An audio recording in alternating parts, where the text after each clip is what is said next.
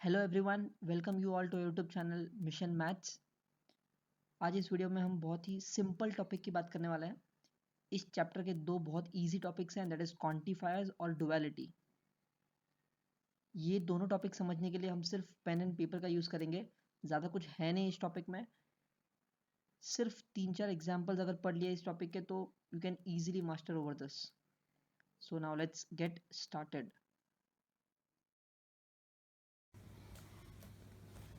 Let's start with the first topic for today, and that is quantifiers. बहुत लोग के लिए ये वर्ड शायद नया होगा, quantifiers. Now, what is quantifiers? Let's see. As per definition, it is expression or phrases that indicates the number of objects that a statement describes. Now, what does this actually mean? किसी भी statement में there are some words or phrases that will describe the condition of that statement either completely or partially. For example, the first one, there exists some integers which are positive. अब यहाँ पर सबसे पहले बात हो रही है इंटीजर्स की। वैसे इंटीजर्स क्या होता है? The numbers which are negative, zero and positive are known as integers. But condition क्या है? पॉजिटिव नंबर चाहिए। तो क्या सारे के सारे इंटीजर्स पॉजिटिव होते हैं? नहीं। तो यहाँ पर मैंने क्या लिखा? There exist some integers which are positive. Integers के कुछ वैल्यूज़ मेरे कंडीशन को सेटिस्फाई करते हैं, दैट इज पॉजिटिव, इसलिए मैंने लिखा देयर एग्जिस्ट। तो यहाँ पर जो देयर एग्जिस्ट लिखा है that is known as a quantifier. Similarly look at the second one, all natural numbers are whole numbers. Natural numbers क्या होता है? Numbers that are starting from 1 to infinity। और होल नंबर्स क्या होता है? Number starting with 0 and then all the positive numbers from 1 to infinity। So condition क्या है? Whole numbers चाहिए। The word that is used over here is all. तो क्या सारे के सारे नेचुरल नंबर्स होल नंबर्स होते हैं? यस।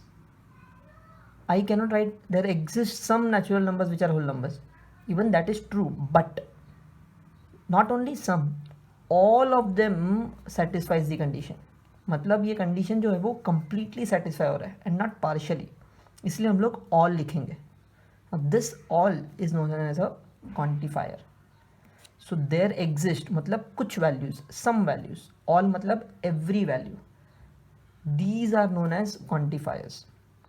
सो एग्जाम्पल से तो समझ गया होगा कि दो टाइप के क्वांटिफायर्स होते हैं। Yes, so let's differentiate them.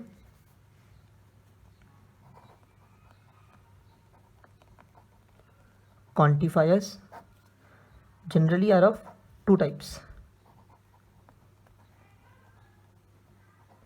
universal quantifier and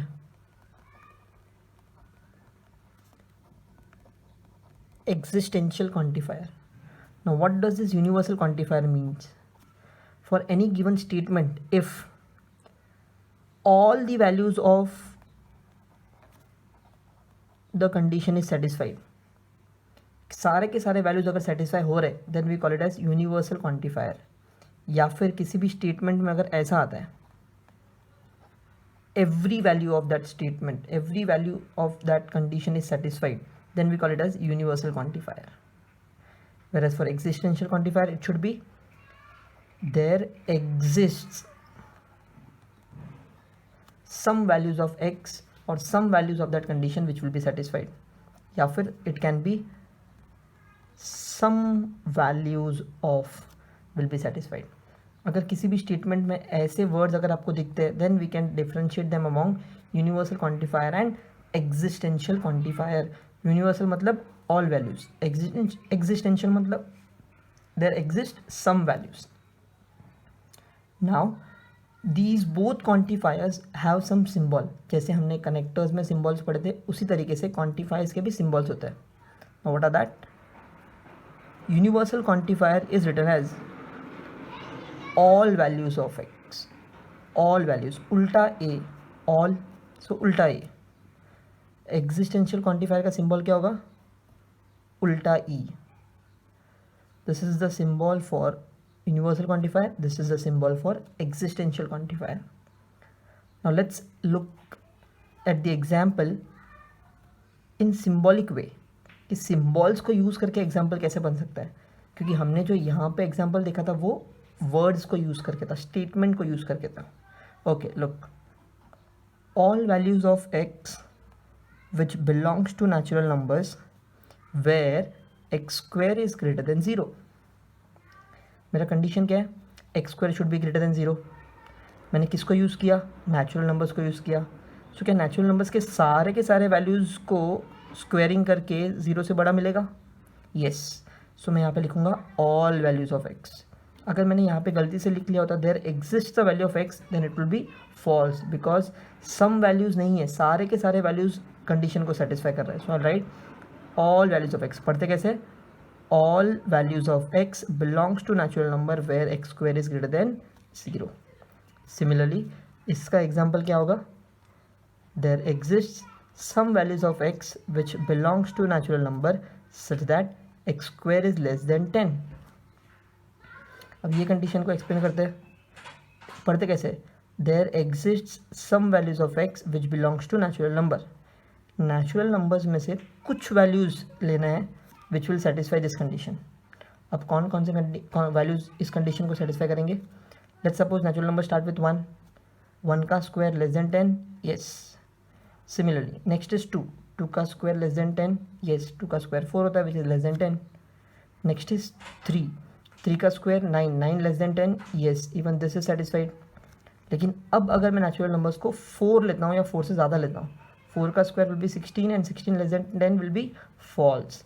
सो क्या नेचुरल नंबर्स के सारे वैल्यूज़ मेरे कंडीशन को सेटिस्फाई कर रहे हैं? नहीं, ओनली सम वैल्यूज. सो मैं क्या लिखूंगा? There exist some values of x which belongs to natural number such that x square is less than 10.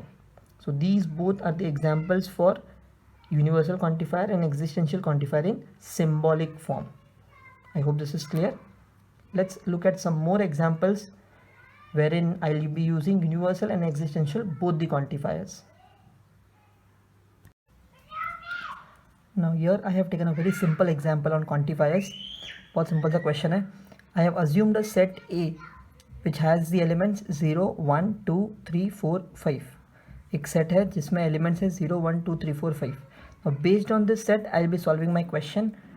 हमने जो एग्जाम्पल पहले लिया था वो natural numbers, whole numbers, integers का था, बट यहाँ पे मैं एक वेल डिफाइंड सेट लेता हूँ. इनफाइनाइट नंबर्स नहीं लिया है मैंने, सिर्फ फाइनाइट नंबर्स लिए, so that it becomes easy to solve my question. Now the question is determine the truth value of the following.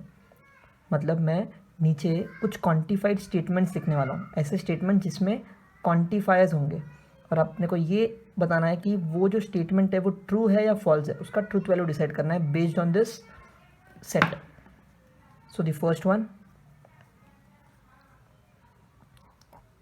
all values of x which belongs to A such that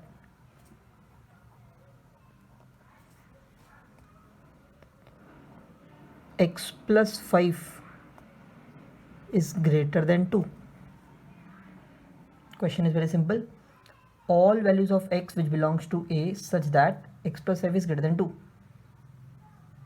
set A में जितने भी values है उन सबको अगर एक एक करके x मान लेते हैं तो क्या सारे वैल्यूज़ इस कंडीशन को सेटिस्फाई करेंगे? Let's check it out. A का जो पहला एलिमेंट है वो कौन सा है? 0. That 0 belongs to A. If I use 0 plus 5, 5 greater than 2 होता है. Yes. Similarly 1 belongs to A. 1 plus 5, 6 greater than 2. Yes. Similarly 2 belongs to A. 2 plus 5, 7 greater than 2. ऐसे करते करते अगर मैंने सारे वैल्यूज़ यूज़ कर लिए तो क्या ये कंडीशन को सेटिस्फाई करेगा? Yes. Means what? All values of x belongs to A satisfies this condition. तो ये स्टेटमेंट ट्रू हुआ या फॉल्स हुआ? It is true. तो मैं क्या लिखूँगा? All values of x which belongs to set A. Correct. So all values of set A satisfies x plus 5 greater than 2. अब all values of set A satisfies this means what? Therefore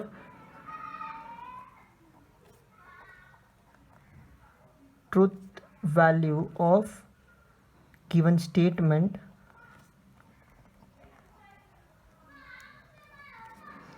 is true. I hope this is clear. बहुत simple था. Let's look at the second one. There exists some value of x which belongs to a such that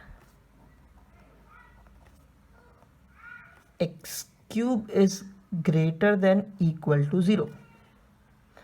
Again बहुत simple सा question लिया मैंने. The question is there exist some values of x which belongs to a such that x cube is greater than equal to 0. Again let us assume each and every values of x और check करते क्या ये condition true होता है कि नहीं. पहले 0 लिया मैंने. 0 बिलोंग्स टू ए. 0 का क्यूब 0 होता है. क्या वो ग्रेटर देन इक्वल टू 0 है? यस, क्योंकि इक्वल टू लिखा है मैंने. सिमिलरली 1 लिया. 1 बिलोंग्स टू ए. 1 का cube is 1 which is greater than 0. Yes. फिर 2 लिया. 2 बिलोंग्स टू ए. 2 का cube 8. It is also greater than 0. Similarly 3, 4 और 5 का क्यूब भी अगर किया तो it will be greater than 0. तो यहाँ पर ए सेट के सारे एलिमेंट्स ने इस कंडीशन को सेटिस्फाई किया कि सिर्फ कुछ वैल्यूज़ ने? सारे वैल्यूज़ ने सेटिस्फाई किया. बट मैंने यहाँ पे क्वेश्चन क्या लिखा है? There exist some values of x. But जब मैंने सॉल्व करने का ट्राई किया तो मुझे सारे वैल्यूज़ मिले. मतलब ये जो क्वांटिफायर दिया है यहाँ पर ये गलत है, फॉल्स है. So what I right? All values of set A satisfies x cube greater than equal to 0. Therefore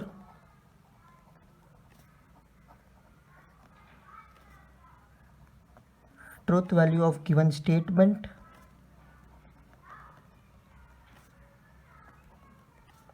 is f, and that is false. I hope this is clear. Let's look at some other example. Third one.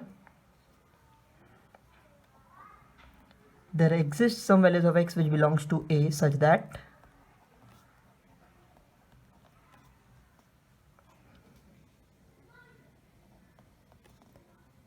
x square plus 3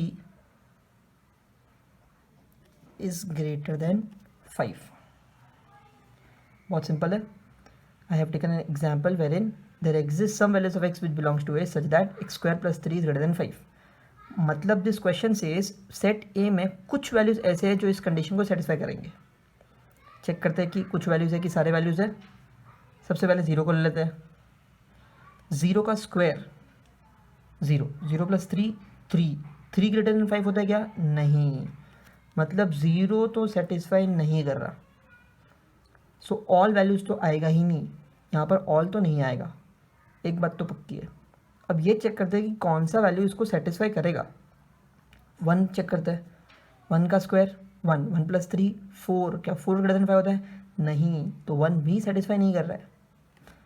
2 check करते हैं. 2 का square 4. 4 plus 3 7. 7 greater than 5. Yes. तो 2 ने satisfy किया. 3 करेगा क्या? 3 का square 9. 9 plus 3 12. 12 greater than 5. Yes. So 3 भी करेगा. It means what? 0 और 1 को छोड़ के बाकी सारे वैल्यूज इस कंडीशन को सेटिस्फाई करेंगे. इसलिए तो मैंने लिखा है there exist some values of x which belongs to A. अब सम मतलब ज़रूरी नहीं सिर्फ एक ही होना चाहिए. एक या एक से ज़्यादा भी हो सकता है लेकिन सारे नहीं होने चाहिए.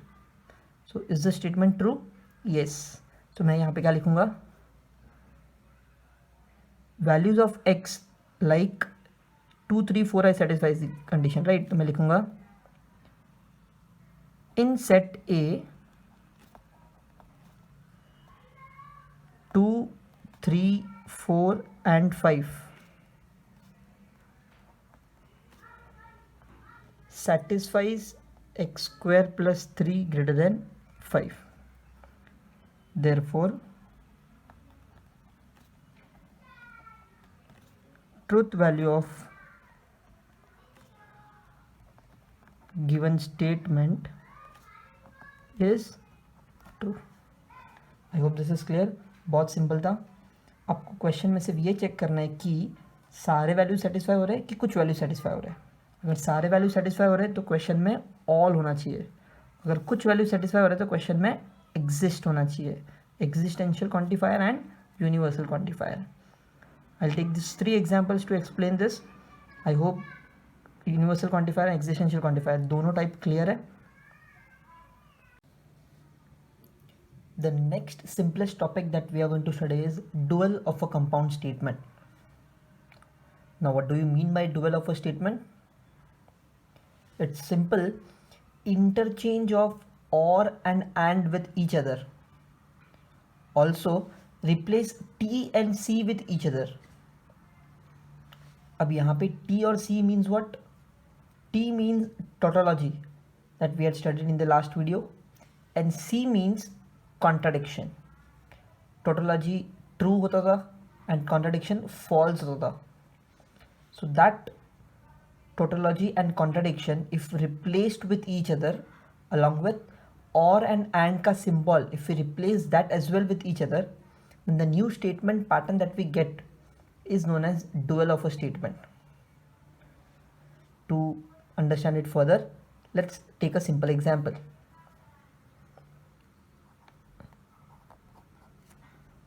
Let's suppose I have a logical statement which says P or Q in bracket and T. So अगर इस स्टेटमेंट का मुझे डुअल निकालना है तो वो क्या होगा? और को एंड में कन्वर्ट करना है, एंड को और में. सो इंटरचेंज और एंड. ऑल्सो टी को सी में और सी को टी में. So the dual of this statement will become P.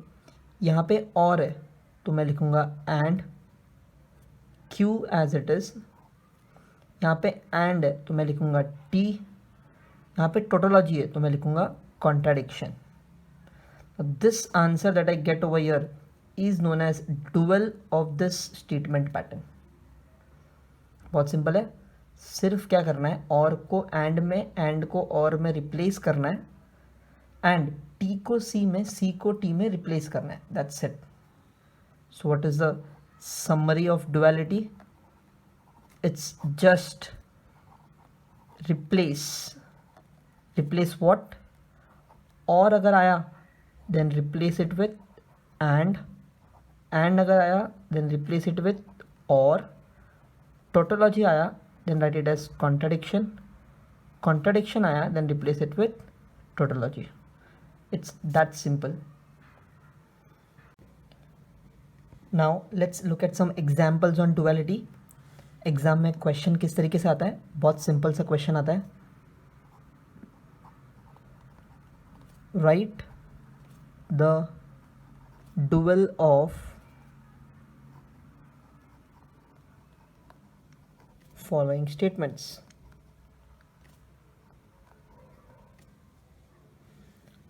Let's take the first example. P and Q, इसको ब्रैकेट में डाल देते हैं, और T and negation of P. एक स्टेटमेंट पैटर्न मैंने लिया है जिसमें बहुत सारे एंड और टी वगैरह है. अब इस स्टेटमेंट पैटर्न का मुझे डुअल फाइंड करना है. सो मैं लिखूँगा dual of above statement is, क्या आएगा? एंड को और करना है, और को एंड करना है, और जहाँ कहीं भी टी और सी दिखे then replace it with each other. So the answer would be p. And को लिखेंगे और बाकी सब एज इट इज़. ये और है तो ये बन जाएगा एंड, फिर से एक ब्रैकेट स्टार्ट हो रहा है. टोटोलॉजी आया तो मैं इसको लिखूँगा कॉन्ट्राडिक्शन. एंड आया तो आई लेट इट एज और. नेगेशन को एज इट इज़ लिखेंगे हम लोग, इसको चेंज नहीं करेंगे, P. So this is the final answer for my dual of the given statement. है ना बहुत सिंपल? चलो ठीक है, एक और एग्जांपल देख लेते हैं. Let's suppose the question is, थोड़ा सा बड़ा स्टेटमेंट लेता हूँ, Q और negation of P and C, bracket complete, and negation of Q. अब इस स्टेटमेंट का अगर डुअल फाइंड कर दो मैं क्या लिखूँगा? dual of above statement is, क्या होगा आंसर बताओ ज़रा, Q. ये और बन जाएगा and negation of P or C bracket close, ये एंड बन जाएगा और नेगेशन ऑफ Q. बहुत सिंपल है. आज हमने दो बहुत ही simple topic and easy topic देखा. First one was about quantifiers. दो टाइप के quantifiers, existential and universal quantifier. And second topic that we saw was duality. Dual कैसे निकालते हैं? रिप्लेस करना होता है एंड को और के साथ, और को एंड के साथ, एंड टोटोलॉजी एंड कॉन्ट्रडिक्शन को आपस में interchange. Now here are some homework questions based on both these topics. बहुत सिंपल है. It won't take much time to solve this. So solve this just after looking at the video. Thank you.